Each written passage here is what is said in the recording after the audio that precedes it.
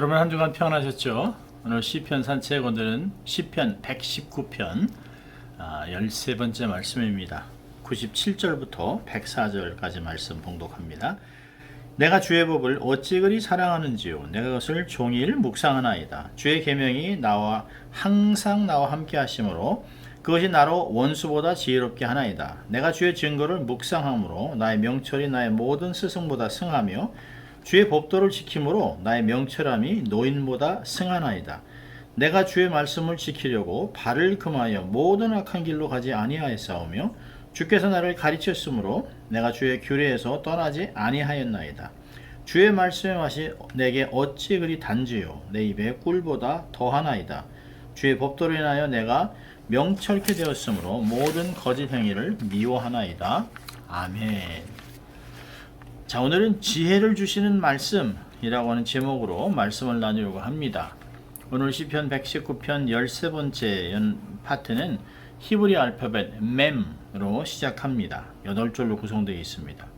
오늘 13번째 이 파트에는 고난에 대한 이야기나 또 하나님께 기도하는 간구의 내용 같은 것들이 드러나지 않습니다. 오직 하나님 말씀에 대한 사랑, 말씀에 대한 고백만이 있습니다. 자, 97절을 처음 시작하면서 하나님의 말씀에 대한 태도를 볼 수 있는데요. 내가 주의 법을 어찌 그리 사랑하는지요. 내가 그것을 종일 묵상함나이다. 이런 119편에는 하나님의 말씀을 사랑한다 라고 하는 말이 11번이나 등장합니다. 47절, 48절, 97절, 113절, 119절, 127, 140, 159, 163, 165, 167절 이렇게 11번이 등장합니다. 오늘 여기 보니까 내가 말씀을 사랑하기 때문에 종일 묵상한다고 얘기합니다. 하나님 말씀에 대한 사랑을 강조하고 있습니다. 사랑하는 연인을 하루 종일 생각하고 사랑한다라고 하는 그런 것처럼 말하는 거예요. 여러분, 우리가 정말 하나님을 얼마나 사랑하느냐 정말 확인하고 싶으면 내가 정말 하나님의 말씀을 얼마나 사랑하고 얼마나 묵상하고 연구하고 가까이 하는가 거기에 달려있는 것을 볼 수 있어요. 성령님께서는 하나님의 말씀을 통해서 성도의 마음을 정결케 하고 거룩하게 하고 또 성숙하게 하고 내면을 무장하는 것들을 해주시기 때문입니다. 그래서 시인은 하나님을 사랑하면서 말씀을 사랑하면서 종일 묵상하고 읽고 연구한다고 얘기하고 있습니다. 여기서 중요한 것은 말씀을 사랑한다는 거예요. 하나님 말씀 그 자체를 사랑한다고 얘기하고 있습니다. 사람이 외적으로 하나님의 말씀을 순종할 수 있지만 하나님을 정말 믿고 경외하는 사람만이 하나님의 말씀을 사랑하게 됩니다. 하나님의 말씀을 사랑하는 것은 거듭난 성도에게 성령님께서 주시는 본능입니다. 여러분, 이스라엘 사람들이 매일 외우는 말씀인 쉐마라고 아침마다 일어나면 이것을 암송합니다. 보통 릴리저스한 사람들이 많이 그럽니다만 기본적으로 이스라엘 사람들은 이 말씀을 어려서부터 들었기 때문에 잘 알아요. 여러분, 신명기 6장 4절부터 9절까지 보면 이스라엘아 들으라. 우리 하나님은 오직 하나인 여호와시니 너는 마음을 다하고 성품을 다하고 힘을 다하여 내 하나님 여호와를 사랑하라. 오늘날 내가 내게 명하는 이 말씀을 너는 마음에 새기고 내 자녀에게 부지런히 가르치며 집에 앉았을 때든지 길에 행할 때든지 누워서 들든지 일어날 때든지 이 말씀을 강론할 것이며 너는 또 그것을 내 손목에 메어 기호를 삼으며 내 미간에 붙여 표를 삼고 내 집 문설주와 바깥문에 기록할지니라. 그럼 이스라엘에게 얘기합니다. 들으라 이스라엘아, 너희는 마음과 뜻과 정성을 다해 성품을 다해 하나님을 사랑하라 라고 하면서 그 사랑하는 구체적인 게 뭘까요? 말씀을 순종하라는 것이에요. 말씀을 마음에 새기라. 내 손목에 매서 기호를 삼고 네가 그 말씀대로 살라고 얘기합니다. 그리고 그것을 반드시 자녀들에게 가르치라 라고 얘기하고 있습니다. 시편 1편에도 복 있는 사람은 말씀을 주야로 묵상하는 사람이라고 시편 1편 2절은 이야기합니다. 이렇게 말씀을 사랑하는 이유가 뭘까요? 말씀을 통해서 얻는 지혜가 많다는 것이에요. 오늘 특별히 이제 세 가지를 얘기합니다만은 시편 기자는 하나님 말씀을 사랑하는 이유가 자신에게 주시는 지혜 때문이라고 얘기합니다. 여러분, 지식은 우리가 공부하거나 경험을 통해서 많이 얻을 수 있는 것들이에요. 그런 지혜는 하늘로부터 온다고 야고보서 3장은 이야기합니다. 상황을 하나님의 마음으로 해석하고 풀어내는 인사이트, 이런 것들을 이야기합니다. 지식을, 경험에서 얻어진 지식을 사용할 수 있는 힘을 지혜라고 이야기합니다. 시편 19편 7절에서 보니까 우둔한 자에게 하나님은 지혜를 주신다. 그래서 사람으로 하여금 살면서 부끄러움을 당하지 않도록 하나님이 그를 보호하시고 힘을 주시는 것들을 얘기합니다. 여러분, 삶을 보면 참 공부도 많이 하고 아는 것도 많고 지식은 엄청나게 많은데 삶을 살아가는 법은 엉뚱하지 않게 부끄러움을 당하고 일을 퉁퉁 저지르는 사람들이 있습니다. 왜 그럴까요? 지혜롭지 않아서 그런 것입니다. 공부를 많이 하지 못해서도 소위 말해서 가방끈은 짧아도 그래도 하나님이 주신 지혜로 정말 인생을 정말 잘 살아가는 지혜로운 사람들이 주위에 오히려 많은 것을 봅니다. 자, 오늘 보세요. 말씀을 통해서 하는 지혜가 뭘까요? 첫째로 98절 보니까 원수보다 지혜롭게 됩니다. 주의 계명들이 항상 나와 함께하므로 그것들이 나를 원수보다 지혜롭게 합니다. 말씀이 항상 자기의 삶에 가까이 있는 것이에요. 말씀을 가까이 하니까 원수들보다 훨씬 자기를 해하려고 하는, 늘 구덩이를 파고 뒤에서 험담을 하고 어떻게든지 빠뜨려 죽이려고 하는 그 사람들보다 훨씬 지혜로워서 한 수를 먼저 봐요. 몇 수를 먼저 봅니다. 그래서 망대 위에 산성 위에 거하게 된다고 사실은 이야기합니다. 반석 위에 서 있습니다. 시편 40편 2절에 보니까 나를 기가 막힌 웅덩이와 수렁에서 끌어올리시고 내 발을 반석 위에 두사 내 걸음을 견고케 하셨도다. 놀랍죠. 사람들이, 악인들이 아무리 세상에 웅덩이를 파놔도 하나님이 주신 지혜를 가지고 그들의 수를 다 읽어버립니다. 그래서 그런 것들을 피해가면서 하나님의 역사를 감당하게 한다는 것이에요. 자, 두 번째는 어떤 지혜가 있을까요? 스승보다 지혜롭다는 거예요. 학위를 자기의 갖고 있는 지식을 자랑하는 스승보다 훨씬 지혜롭다는 것이 99절에 내가 주의 증거들을 늘 묵상함으로 나의 명철함이 나의 스승보다 낫다라고 얘기합니다. 여러분, 전도서 2장 26절을 보면 하나님이 기뻐하는 자에게 지혜와 지식과 기쁨, 희락을 주신다 얘기하고 있습니다. 여러분, 존 버년이라고 하는 분이 있죠. 정말 제2의 성경이라고 불리는 철로 역정의 작가고요. 그 외에도 60권을 저술한 사람인데 이는 평소에 공부한 사람이 아닙니다. 학교를 다녀본 적이 없어요. 오직 성경만 읽었습니다. 그런데 그에게 이러한 놀라운 지혜가 있은 것은 사실 세상으로는 해석을 할 수가 없습니다. 어떻게 이렇게 지혜롭게 이렇게 글을 쓰고 마치 성경을 다 이해해서 신뢰한 것들을 써내갔는가. 결국엔 나중에는 눈도 멀었지만 그 사람을 통해서 세상은 엄청난 영향을 받고 있습니다. 세상 말로는 해석을 할 수가 없어요. 사도행전 4장 13절을 보면 학문 없는 범인으로 알았던 베드로와 요한, 그저 그냥 한갓 업으로 취급했던 공부도 못한 천것들이라고 했던 그런 사람들이 똑똑한 공회원들 이스라엘 선생 앞에서 그들보다 훨씬 나은 명철함으로 담대하고 조리게 복음을 전하는 것은 하나님이 주신 지혜 때문입니다. 하나님의 지혜가 얼마나 크고 넓고 깊은지 사실 표현하기 어려울 정도죠. 그래서 말씀을 사랑해야 하는 것이에요. 자, 세 번째로는요. 어떤 지혜가 있나요? 100절을 보니까 주의 법도를 지킴으로 나의 명철함이 노인보다 낫다. 세상 경험이 많은 노인보다 훨씬 지혜롭다는 것이에요. 여러분, 성경에서 백발 노인 앞에서는 일어서라고 얘기합니다. 젊은이들이 전혀 경험하지 못한, 지식으로는 알 수가 없는 삶에서 경험하고 습득한 놀라운 방법들을 알고 있다는 거예요. 그들 앞에서 겸손을 하라는 것입니다. 그런데 지혜는 원수를 이기고 세상을 이기는 방법도 주기도 하지만 사실 세상에서 경험한 놀라운 것들을 사실 경험하지 않았음에도 불구하고 나이가 젊음에도 불구하고 그 스승보다 더 많이 알고 더 깊다고 얘기하고 있습니다. 세상을 정말 지혜롭게 풀어가고 살아가는 힘은 말씀을 통해서 오는 것이에요. 여러분, 이렇게 정말 원수보다 지혜롭고 스승보다 지혜롭고 노인보다 지혜로운 이 말씀을 보면서 시편 기자는 말씀이 너무 달다는 거예요. 말씀을 읽으면 읽을수록 너무 유익하다고 얘기합니다. 보니까 꿀보다 더 날게 느껴진다라고 얘기합니다. 103절에 매번 새로운 것을 경험하죠. 내 삶에 너무너무 유익합니다. 성경을 한 번 읽고 두 번 읽고 10번 읽고 100번 읽어도 날마다 새로운 말씀들을 깨닫습니다. 왜요? 사람이 쓴 일반적인 책이 아닙니다. 소설은 한 번, 두 번 읽으면 달달 외울 수 있습니다. 성경은 그렇지 않아요. 깊이가 다르고 내 신앙의 연조가 깊어갈수록 말씀을 이해하는 깊이가 그렇게 또 비례하는 것을 볼 수 있습니다. 유대인들에게 꿀의 의미는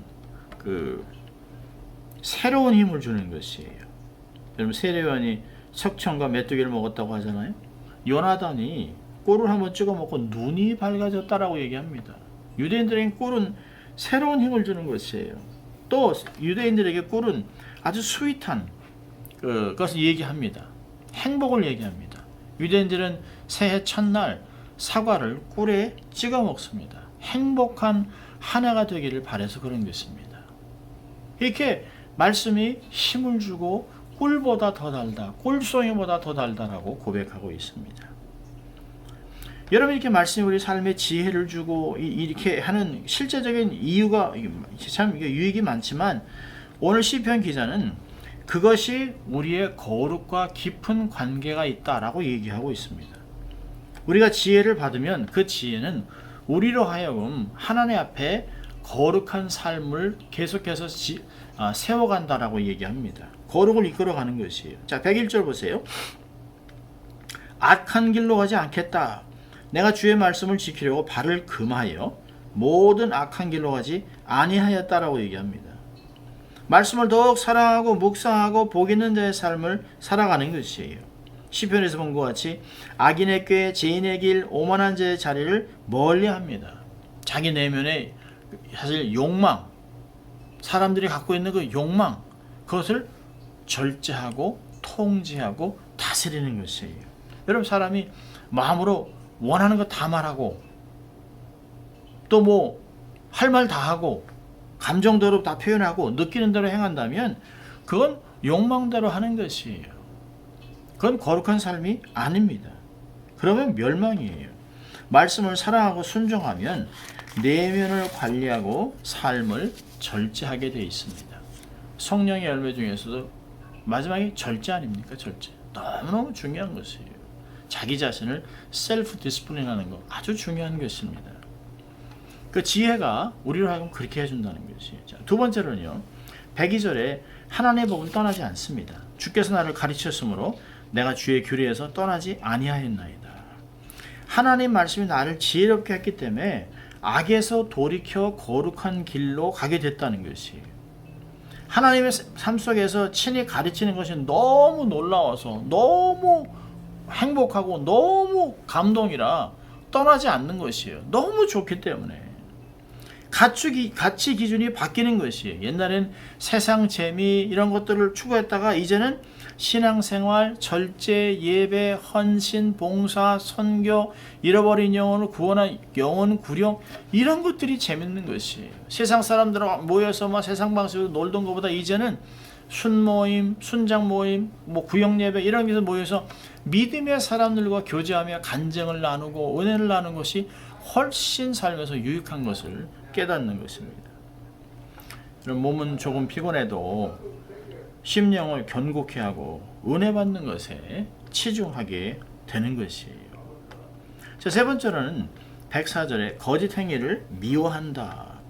주의 법도를 인하여 내가 명철케 되었으므로 모든 거짓 행위를 미워하나이다. 여러분, 29절에서는 거짓 행위를 삶에서 떠나게 해달라고 도움을 요청했죠. 본문에서는 잘못된 세상의 길을 가지 않겠다고 결정합니다. 내 세상의 길 미워하겠다라고 결정을 합니다. 하나님의 눈으로 모든 것을 보기로 결정한 것이에요. 하나님 말씀을 사랑하면 하나님 말씀을 사랑하는 것만큼 하나님의 법에서 멀어진 것, 하나님의 말씀과 반대되는 것들을 거부하고 미워하기로 결정하는 것이에요. 여러분 잠언서 8장 13절에 이렇게 얘기합니다. 여호와를 경외하는 것은 악을 미워하는 것이라. 나는 교만과 거만과 악한 행실과 패역한 입을 미워하느니라. 하나님을 경외한다면 하나님이 좋아하는 것을 좋아하고 하나님이 싫어하는 것을 싫어하고 하나님이 미워하는 걸 미워하는 것이, 아무리 재밌어도 아무리 그것을 하고 싶어도 하나님이 노하면 그 선을 넘지 않는 것이에요. 그것이 경건이고 하나님을 경외하는 것입니다. 여러분 세상의 길 넓고 많은 사람이 찾는 것, 세상에선 절대적인 기준이 없어요. 절대적인 윤리가 없습니다. 코에 걸면 코걸이, 귀에 걸면 귀걸이입니다. 내로는 안 부립니다. 옛날엔 됐지만 지금은 안 되고, 옛날에는 안 됐지만 지금은 돼. 이런 것들이 너무 많습니다. 도덕, 적당주의, 한땅주의, 황금만능주의, 인본주의 너무 많습니다. 그런 것들을 딱 거부하는 것이에요. 골로 3장 9절에 너희가 서로 거짓말을 말라, 옛사람과 그 행위를 벗어버리라 얘기하고 있습니다. 여러분 우리가 하나님이 주시는 지혜를 가지고 결국에는 우리가 하나님 앞에서 거룩을 세워가고 하나님의 사람으로 점점 성숙해지는 것들을 이야기합니다. 말씀 우리를 이렇게 내면을 세워가고 하나님의 성품을 닮아가고 우리의 삶에서 정말 지혜를 세워가는 그런 놀라운 말씀이라고 우리에게 이야기를 하고 있습니다. 자, 오늘 그 말씀에서 두 가지만 적용한다면, 첫째로는 말씀을 사랑하는 만큼 묵상하라는 것이에요. 여러분 묵상은 의무가 아닙니다. Duty is not duty. 매일의 양식은 우리를 살립니다. 폭식으로 사는 것이 아니에요. 폭우로 산천초막이 자라지 않습니다. 날마다 내리는 이슬로 자라는 것이에요. 이런 말씀으로 이민 각박한 정말 이민 생활에서 메마르기 쉬운 심령, 우리의 정서를 말씀으로는 촉촉히 적셔서 은혜 가운데 은혜를 유지해야 됩니다. 묵은 땅이 생기지 않도록 날마다 좋은 땅으로 기경해야 합니다. 누가복음 8장 15절 보니까 좋은 땅에 있다는 것은 착하고 좋은 마음으로 말씀을 듣고 말씀을 지키고 인내로 결실하는 자라고 얘기합니다. 말씀을 잘 듣고 지키고 인내하다가 결국에는 결실하는 것이 좋은 결과를 얻게 되는 것이죠. 말씀을 사랑하는 만큼 묵상해야 합니다. 또 하나 중요한 것을 적용한다면 절제의 삶을 살라는 것입니다. 훈련해야 합니다. 참 힘든 먹는 것, 우리의 삶이 갖고 있는 식욕, 또 어떤 잠자는 것, 성욕, 모든 것들이 하자는 대로 하면 안 돼요. 절제해야 합니다. 성령의 열매 중에 하나죠.